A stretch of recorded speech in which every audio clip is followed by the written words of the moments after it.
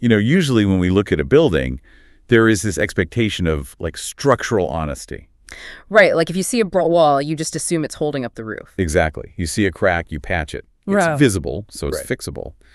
But when you step into the world of institutions built on faith, that structural integrity gets a little murky. Yeah, definitely. So today, our mission is to decode the anatomy of institutional betrayal. We're taking you on a deep dive into Chapter 8 of The Reckoning at Kandundu Church. And we're analyzing local reporting and, community testimonies to understand what happens when a congregation finally audits its own sacred space. Right. Okay, let's unpack this. Well, the scene painted in this chapter is incredibly tense. I mean, you have a community that is pushed to its absolute breaking point. Right, and I actually want to push back on how they even got to that point. Because you read the testimonies, and it defies logic. It really does. Like, every 3 months, the congregation holds these massive fundraisers. But the physical reality, the new church hall construction is completely halted. It's just overgrown with grass. And the walls are literally multiplying with cracks. Yeah. And all the promised projects, like a kindergarten, a youth recreation center, new wooden pews, they only existed on paper. Right. They had hundreds of people sitting on just 100 plastic chairs that were donated by a local figure. I have a hard time believing a massive crowd sat there for 4 years and didn't ask where their money went. Were they just willingly blind? What's fascinating here is the specific psychology of sacred spaces. Think of it like a structural load-bearing wall in a house. Okay. In a church, faith in the leader is that load-bearing wall. If you pull it out to inspect it, well, the whole community's identity threatens to collapse. So people just ignore the physical cracks to avoid facing the structural ones. Precisely. I mean, in a standard corporate environment, if a building project stops, shareholders demand an audit immediately. Oh, for sure. But in a religious setting, auditing the leadership feels uncomfortably close to questioning your own faith. This is the paradox of sacred institutions. The higher the moral authority claimed by the leadership, the lower the actual guardrails for accountability. But because that inherent trust finally shattered, the community didn't just ask for a casual review. They demanded what the source material translates to as the big slaughter. Yeah, that phrasing is intense. They pack the church to the brim. It's so tense they actually have armed police surrounding the building just to keep the elders safe from the mob. And when they finally go through the ledger, it is a staggering list of financial crimes. Here's where it gets really interesting. And by interesting, I mean audacious. We're talking about defaulting on their cess. Right, which is essentially the mandatory dues local chapters pay to their headquarters. Exactly. They just stopped sending it up the chain. Plus, they filed double expenses for the pastor's vehicles. And they siphoned off hefty allowances for, lavish breakfasts and dinners. Oh, and don't forget the forged documents for fake youth education bursaries. But the absolute kicker is how they managed to transfer the communal church title deed to just one man. Wait, really? Just one guy? Yes. Because the congregation wasn't looking, the leadership simply filed new incorporation paperwork to legally change the ownership structure behind closed doors. That is unbelievable. It wasn't just poor accounting. They weaponized the congregation's spiritual devotion as a shield, to orchestrate massive personal gain. You might not be part of a church congregation, but think about any community you belong to. A startup, a charity, a tight-knit neighborhood association. Right. What happens when the person holding the purse strings is the person you're told never to question? Well, you get complete chaos. The sudden, violent collision of sacred belief and harsh secular reality really fractured the congregation. You have some people wailing, wanting to wear sackcloth and repent. They actually believed they somehow sinned against God by bringing this to light. And right outside, you have rowdy youth chanting, "They must pay," just ready to riot. So what does this all mean for a community on the brink? It means they needed an external circuit breaker. The senior police officer stepped in, not with force, but with a reality check. Right, urging the crowd to let the secular law take its course rather than destroying what was left of their sanctuary. Exactly. By separating the spiritual betrayal from the legal crimes, the police de-escalated the immediate threat of violence. And it worked. They actually managed to pull off a peaceful transition. They sidestepped the toxic politics by bringing back trusted older guards to steady the ship. And electing new elders purely by consensus, like no underground campaigns allowed. If we connect this to the bigger picture, it highlights incredible community resilience. When faced with ultimate betrayal, it would have been incredibly easy for Kandundu Church to descend into mob justice. But instead, they chose systemic reform. Yeah. It really proves that transparency, no matter how agonizing, was the only way to save this institution. They couldn't start rebuilding until they mapped out exactly how deep the rot went. It's a painful reset, but a necessary one to genuinely cleanse any institution. Which leaves you, the listener, with something to chew on long after this deep dive ends. When trust is severely broken in a space built entirely on unquestioning faith, does the community actually emerge stronger because they face the hard truth? Or are the invisible cracks left in that community, just like the physical cracks on the Kandundu Church walls? Welcome, everyone. So when you think of a criminal empire completely falling apart, you probably picture, like, massive police raids or wiretaps, right? Right, yeah. Like you pull that one load-bearing pillar and the whole thing just crashes down. Exactly. But the corrupt syndicate we're looking at in today's deep dive group, our sources just call the coup. They didn't even need a police sting. I mean, for you listening right now, imagine an entire criminal organization imploding from the inside out, using nothing but its own psychological rot. Yeah, it's really less like a structural collapse and, I mean, much more like an autoimmune disease. Their internal defense mechanism was just this extreme secrecy and paranoia, and it became so hyperactive that it started attacking the host body. Attacking the host, yeah. It's like a psychological house of cards, where just one small breeze of paranoia brings down the whole empire.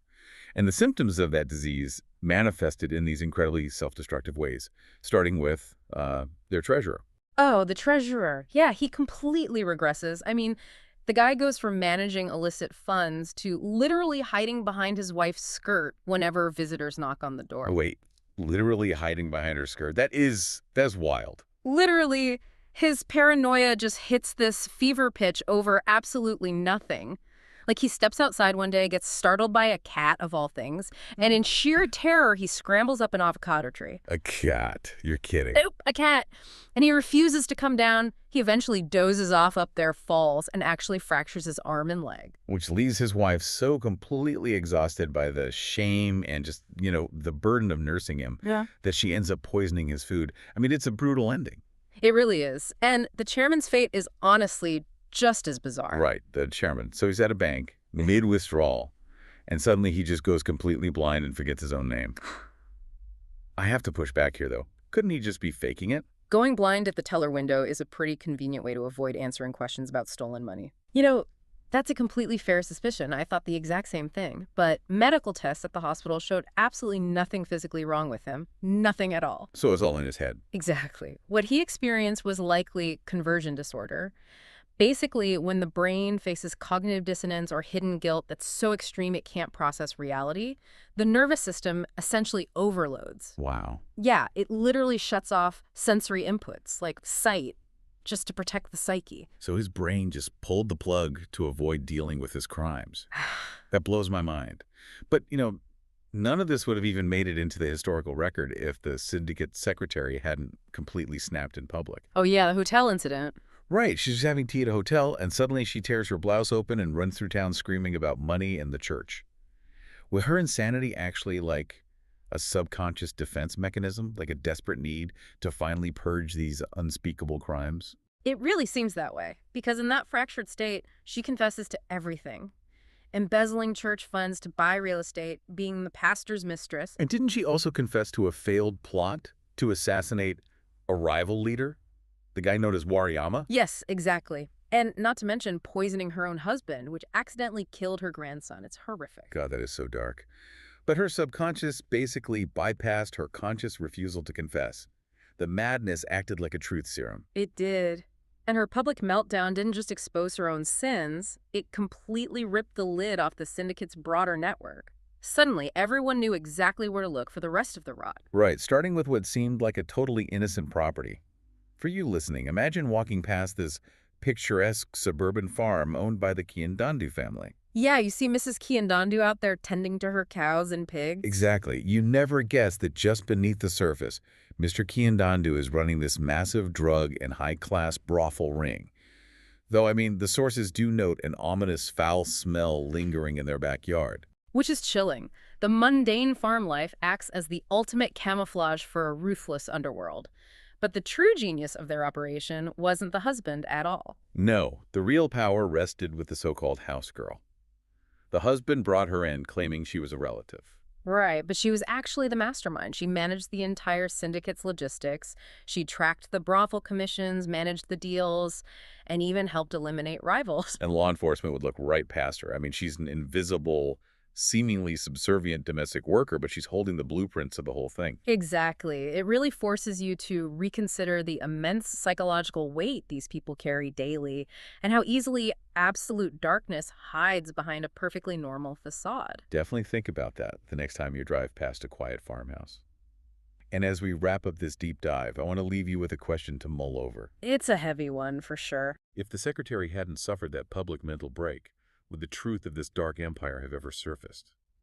Or is the human mind fundamentally hardwired to eventually force our darkest secrets into the light, even if it means destroying ourselves in the process? We have an absolutely wild story for you today in this deep dive. I mean, imagine playing a deadly game of Jenga where you pull the wrong piece and suddenly prostitution, drug trafficking, and a missing family dog all come crashing right into your living room. Right, yeah. We're unpacking excerpts from The Dark Deeds of John Kandundu to really examine that exact phenomenon. Exactly. It is a look at how a highly intricate secret life can just totally collapse from one single unpredictable event. You know, we usually think of these criminal syndicates as these robust, shadowy organizations, right? You do, yeah. But Kandundu's story reveals a critical structural flaw. I mean, what happens when the sole architect of this massive secret world just suddenly goes offline? So to understand that collapse, we have to look at what he was actually doing. He was running a prostitution ring, drugging and robbing targets, and producing illegal pornography. And he controlled all the money and the logistics single-handedly. He was a complete micromanager. Right, completely solo. But then he suffers this severe physical accident that leaves him wheelchair-bound. He's totally incapacitated. Which means the network's sole routing system is down. You know, the people working for him, they aren't getting paid, they can't make rent, and operations just stall. And most importantly, the regular bribes to the local police just stop. But wait, I have to push back here. If he is micromanaging this vast criminal enterprise, how on earth did he keep it hidden from his wife, who lived in the very same house? Well, because he compartmentalized everything so strictly. I mean, centralized systems like his are like a computer server without a backup power supply. Oh, wow. So no deputies to step in and handle the cops. None. He didn't just route the money. He was the only one who knew who to pay and exactly how much. So without him physically doing it, the system hard crashes and a routine police sweep suddenly sticks. Which directly answers how the illusion held up right until the police physically kicked down their front door. And the raid itself, I mean, it reads like a surreal nightmare. It really does. Yeah. The police walk in with 10 arrested girls, 3 men, and a chained dog. Wait, a dog? Yeah, a dog which the wife instantly recognizes. Months earlier, this family dog had vanished, and she just assumed public health workers had poisoned it or something. That is so bizarre. Where was the dog the whole time? He had secretly ferried it away to the city to use in his illicit, animal-involved porn business. Oh my gosh, that is horrifying. And the psychological manipulation here is just intense. I mean, while the arrested girls are pointing at the family's house help, Rhoda, identifying her as part of the ring, the police are cracking open Kandundu's locked briefcases. Right, and they find heroin, methaqualone, which usually goes by the brand name Mandrax, and bang, which is a type of cannabis. But the most sinister part to me is how he hid the illegal porn. He actually sealed the discs and packages labeled special church sermons. That is a brilliant, albeit super dark, mechanism of camouflage.